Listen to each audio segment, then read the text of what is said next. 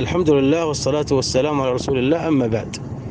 نحن في هذه الحياة نتعرض لقدر الله تبارك وتعالى، فما من شيء يحصل لنا أو علينا إلا وقد قدره الله تبارك وتعالى. ومن الناس من يقابل أقدار الله تبارك وتعالى بالاعتراض بكلمة حذر منها الله عز وجل المؤمنين وحذر منها النبي صلى الله عليه وسلم. هذه الكلمة تفتح على العبد أبواب الشيطان في الاعتراض على قدر الله عز وجل والإصابة بالهم والغم والحزن. هذه الكلمة هي كلمة لو. يقول الله عز وجل: يا أيها الذين آمنوا لا تكونوا كالذين كفروا وقالوا لإخوانهم إذا ضربوا في الأرض أو كانوا غزا لو كانوا عندنا ما ماتوا وما قتلوا ليجعل الله ذلك حسرة في قلوبهم والله يحيي ويميت والله بما تعملون بصير. فهؤلاء الكفار يقولون لإخوانهم اللي إذا ضربوا في الأرض فماتوا أو كانوا مقاتلين فقتلوا قالوا لو كانوا عندنا ما ماتوا وما قتلوا.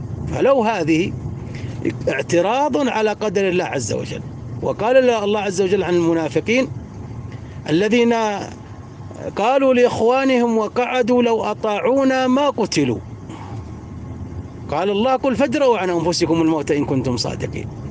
فهذه الكلمة هي من ما يقوله الكفار من المنافقين وغيرهم، والله عز وجل يحذر المؤمنين من قولها لما تحدث في النفس من الحزن والهم والغم والاعتراض على قدر الله عز وجل وفتح أبواب الشيطان. ولذلك النبي صلى الله عليه وسلم يقول: فإن أصابه قال عليه الصلاة والسلام: فإن أصابه شيء فلا يقول لو أني فعلت كان كذا وكذا، ولكن يقول قدر الله وما شاء فعل، فإن لو تفتح عمل الشيطان.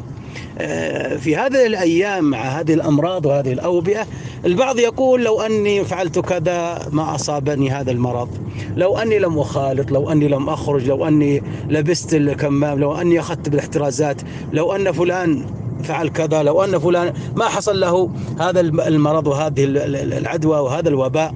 نقول نحن مطالبون بالأخذ بالأسباب، وفي المقابل كذلك مطالبون بألا نعترض على قدر الله إذا حصل.